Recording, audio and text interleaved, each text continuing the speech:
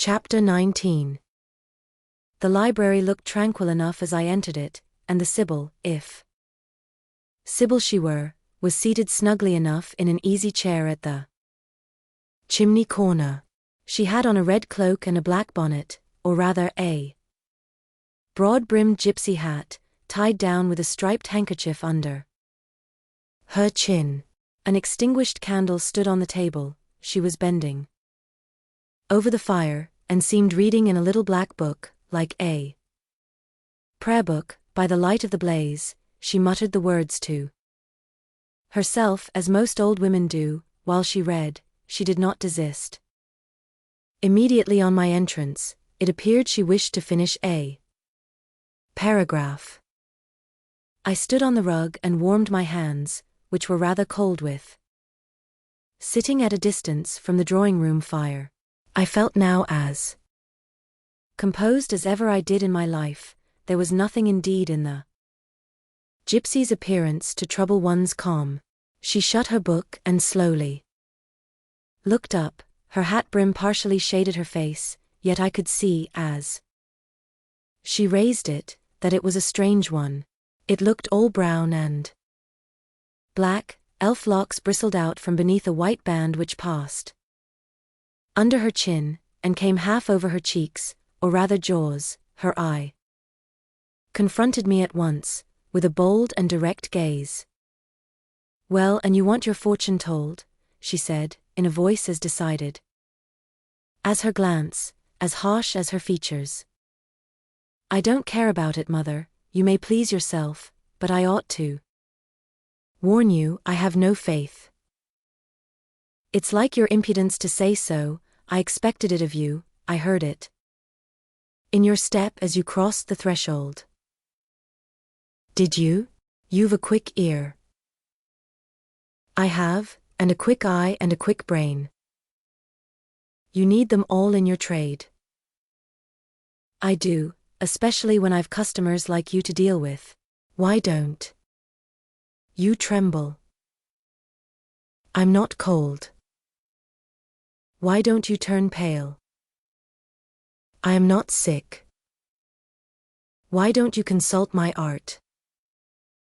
"I'm not silly."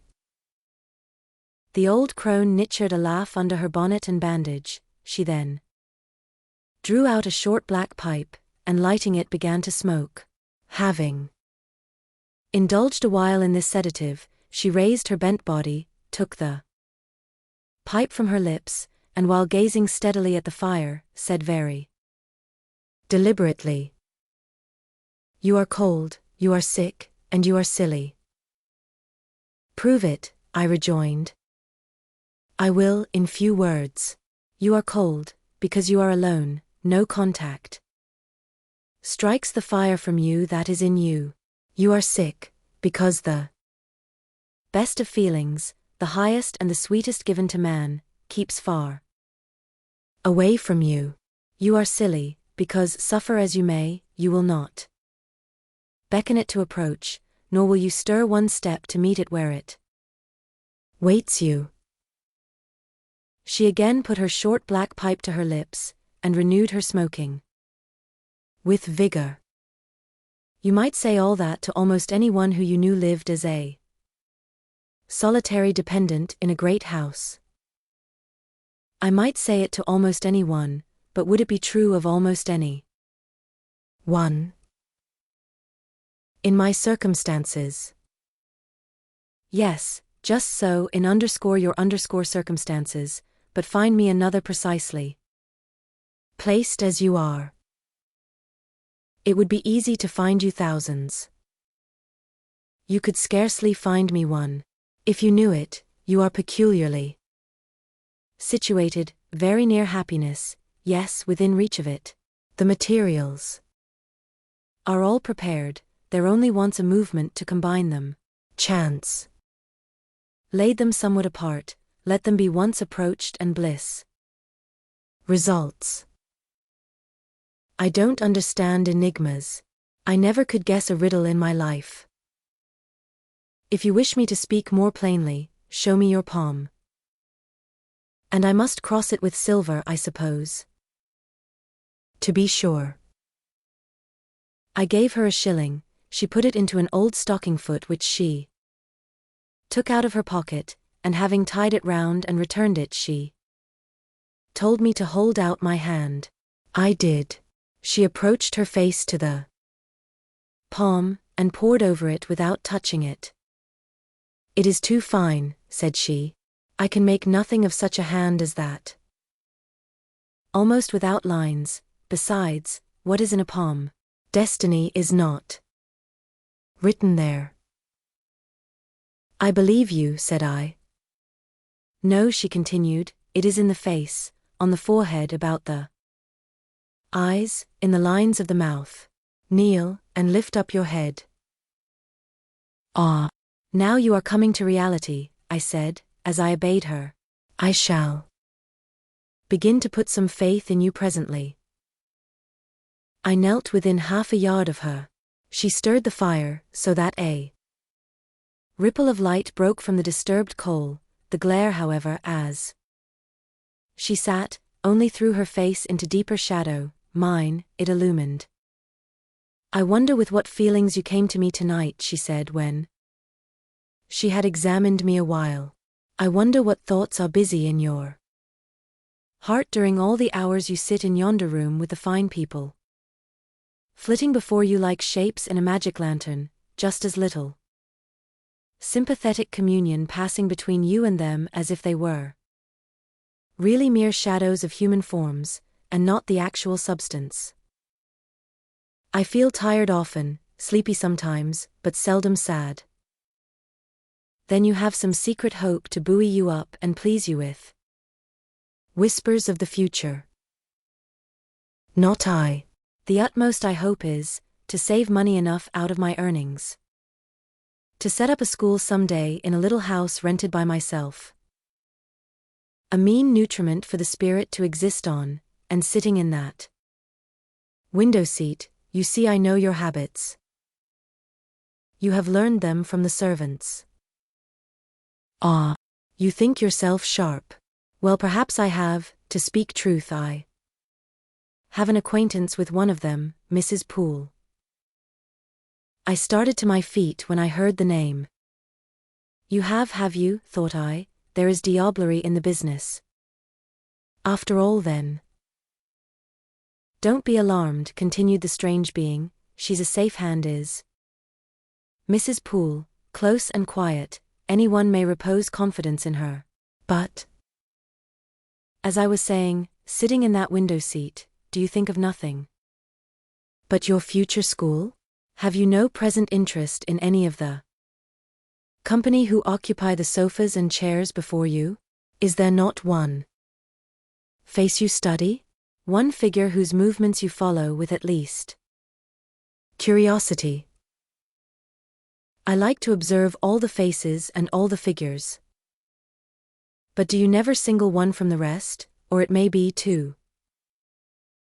I do frequently, when the gestures or looks of a pair seem telling a tale. It amuses me to watch them.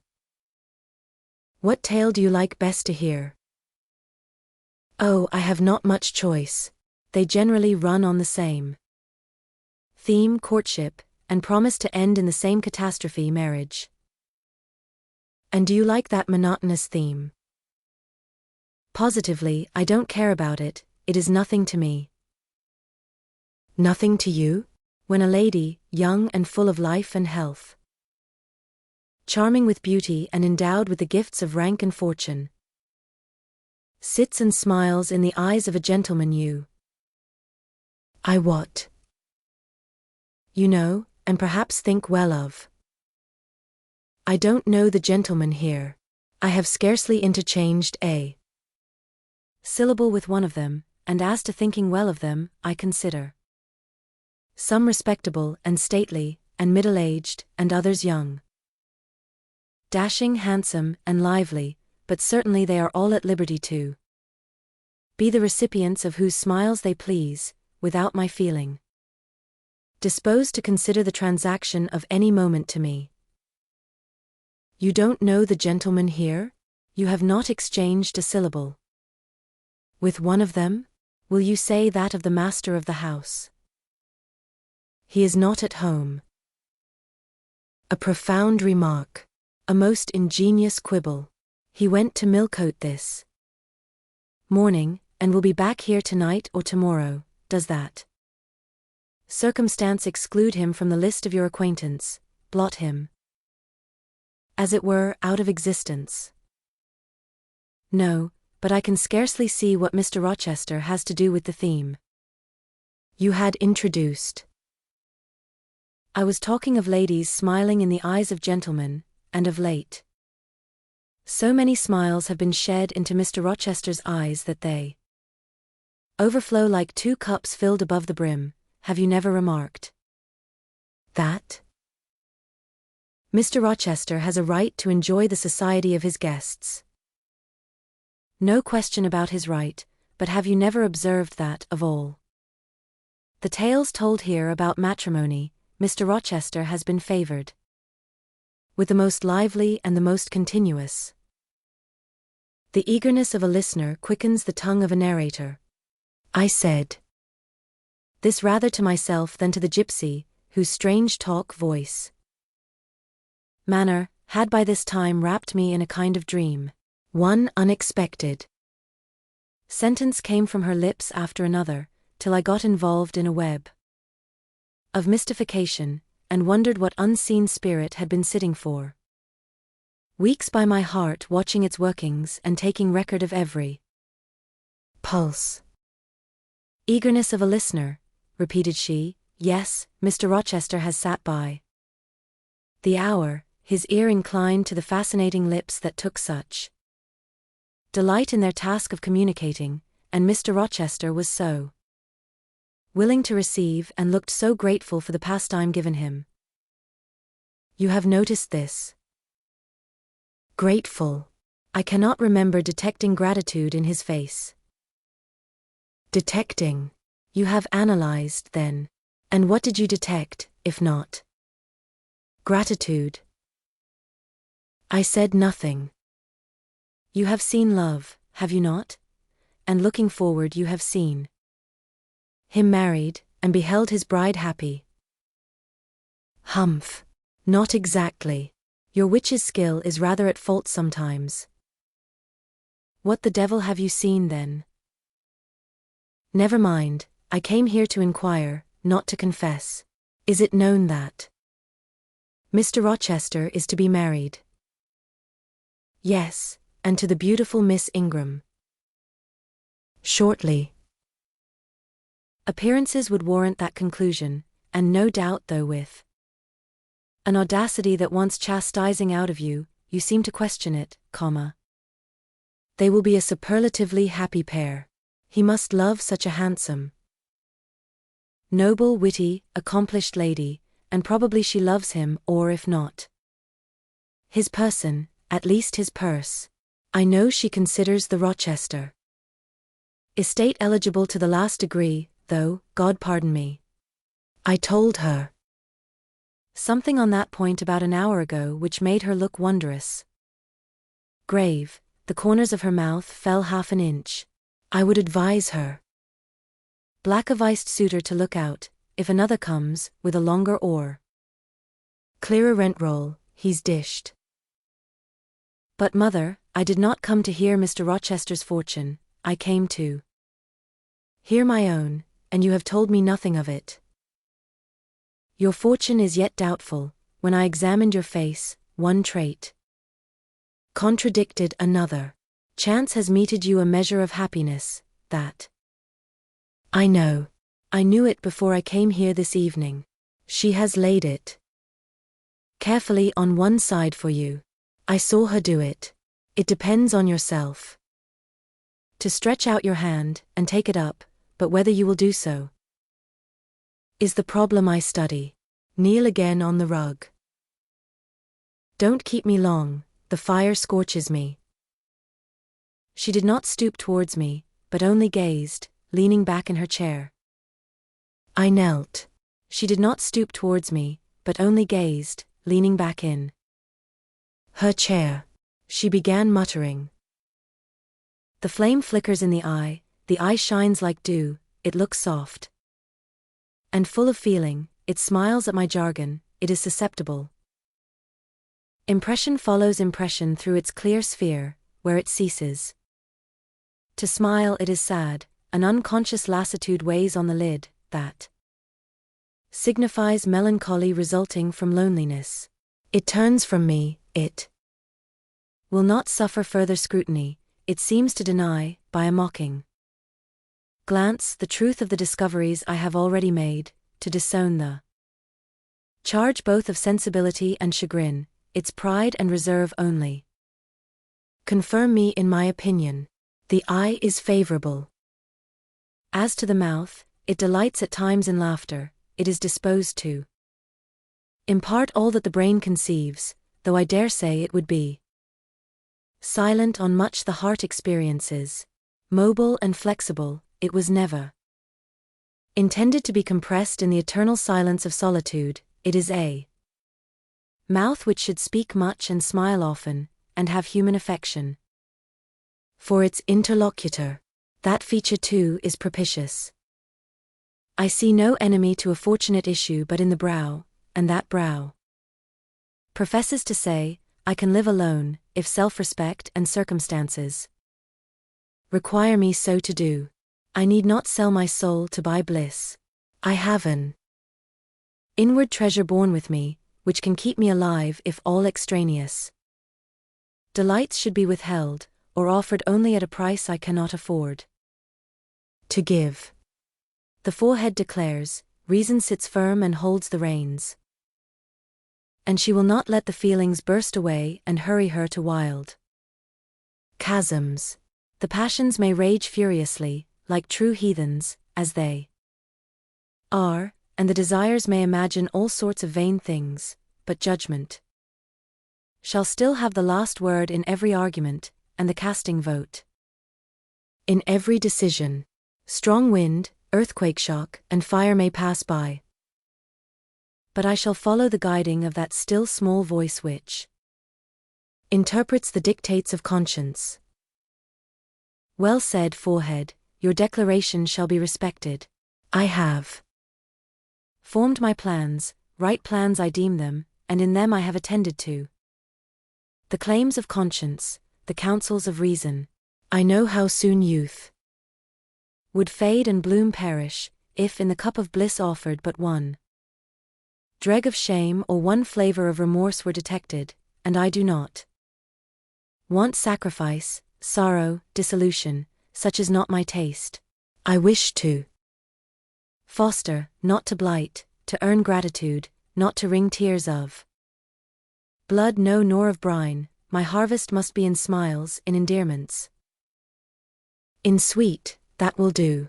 I think I rave in a kind of exquisite delirium. I should wish now to protract this moment _ad infinitum _, but I dare not. So far I have governed myself thoroughly. I have acted as I inwardly swore I would act, but further might try me beyond my strength. Rise, Miss Eyre, leave me, the play is played out. Where was I? Did I wake or sleep? Had I been dreaming? Did I dream still? The old woman's voice had changed, her accent, her gesture, and all were familiar to me as my own face in a glass, as the speech of my own tongue. I got up, but did not go. I looked, I stirred the fire, and I looked again, but she drew her bonnet and her bandage closer about her face, and again beckoned me to depart. The flame illuminated her hand stretched out, roused now, and on the alert for discoveries. I at once noticed that hand. It was no more the withered limb of Eld than my own, it was a rounded supple member, with smooth fingers, symmetrically turned, a broad ring flashed on the little finger, and stooping forward I looked at it, and saw a gem I had seen 100 times before. Again I looked at the face, which was no longer turned from me. On the contrary, the bonnet was doffed, the bandage displaced, the head advanced. Well, Jane, do you know me? Asked the familiar voice. Only take off the red cloak, sir, and then. But the string is in a knot, help me. Break it, sir.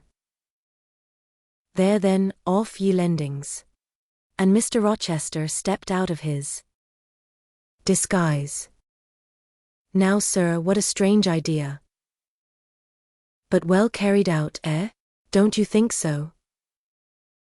With the ladies you must have managed well. But not with you. You did not act the character of a gypsy with me. What character did I act? My own? No, some unaccountable one. In short, I believe you have been trying to draw me out, or in, you have been talking nonsense to make me talk. Nonsense.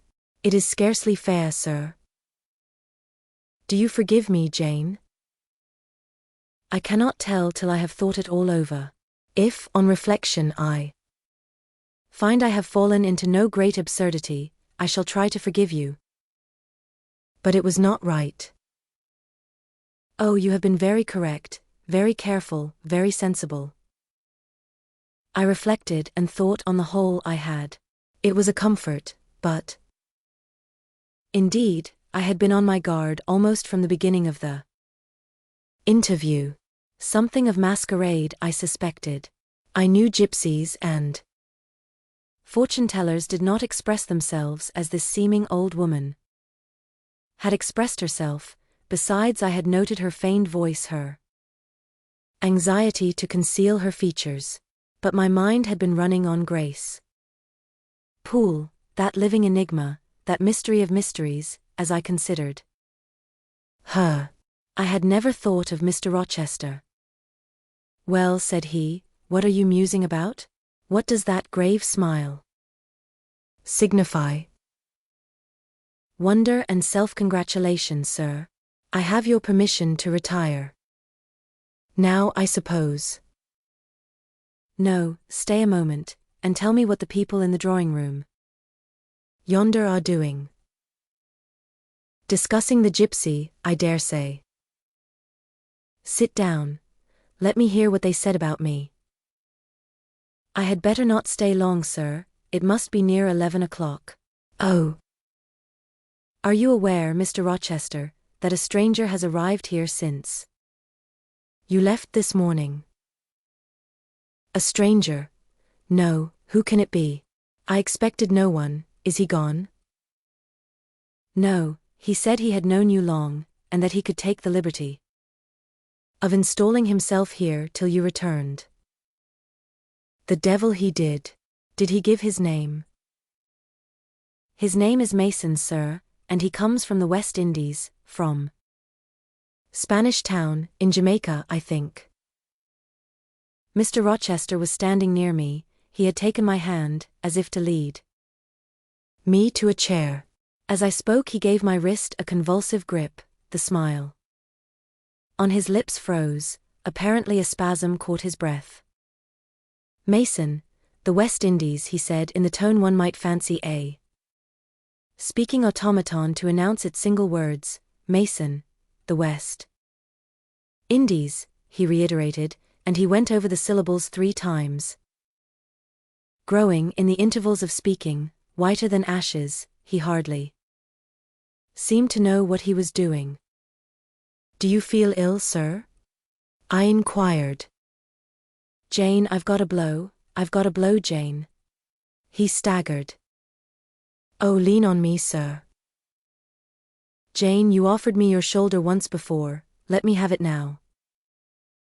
Yes, sir, yes, and my arm. He sat down, and made me sit beside him, holding my hand in both his own. He chafed it, gazing on me at the same time with a most troubled and dreary look. My little friend, said he, I wish I were in a quiet island with only you, and trouble and danger, and hideous recollections removed from me. Can I help you, sir? I'd give my life to serve you. Jane, if aid is wanted, I'll seek it at your hands, I promise you. That. Thank you, sir. Tell me what to do, I'll try at least to do it. Fetch me now, Jane, a glass of wine from the dining room, they will be at supper there, and tell me if Mason is with them, and what he is doing. I went. I found all the party in the dining room at supper, as Mr. Rochester had said. They were not seated at table, the supper was arranged on the sideboard, each had taken what he chose, and they stood about here and there in groups, their plates and glasses in their hands. Everyone seemed in high glee, laughter and conversation were general and animated. Mr. Mason stood near the fire, talking to Colonel and Mrs. Dent, and appeared as merry as any of them. I filled a wineglass. I saw Miss Ingram watch me frowningly as I did so. She thought I was taking a liberty, I dare say, and I returned to the library. Mr. Rochester's extreme pallor had disappeared, and he looked once more firm and stern. He took the glass from my hand. Here is to your health, ministrant spirit, he said. He swallowed the contents and returned it to me. What are they doing, Jane? Laughing and talking, sir. They don't look grave and mysterious, as if they had heard something strange. Not at all, they are full of jests and gaiety. And Mason. He was laughing too. If all these people came in a body and spat at me, what would you do, Jane? Turn them out of the room, sir, if I could. He half smiled. But if I were to go to them, and they only looked at me coldly, and whispered sneeringly amongst each other, and then dropped off and left me one by one, what then? Would you go with them? I rather think not, sir. I should have more pleasure in staying with you. To comfort me. Yes, sir, to comfort you as well as I could. And if they laid you under a ban for adhering to me, I probably should know nothing about their ban, and if I did, I should care nothing about it. Then you could dare censure for my sake. I could dare it for the sake of any friend who deserved my adherence. As you, I am sure, do. Go back now into the room, step quietly up to Mason, and whisper in his ear that Mr. Rochester is come and wishes to see him. Show him in here and then leave me. Yes, sir. I did his behest. The company all stared at me as I passed straight among them. I sought Mr. Mason, delivered the message, and preceded him from the room. I ushered him into the library, and then I went upstairs.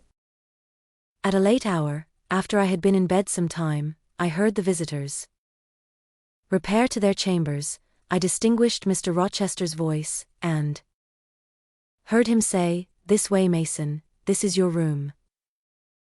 He spoke cheerfully, the gay tones set my heart at ease. I was soon asleep.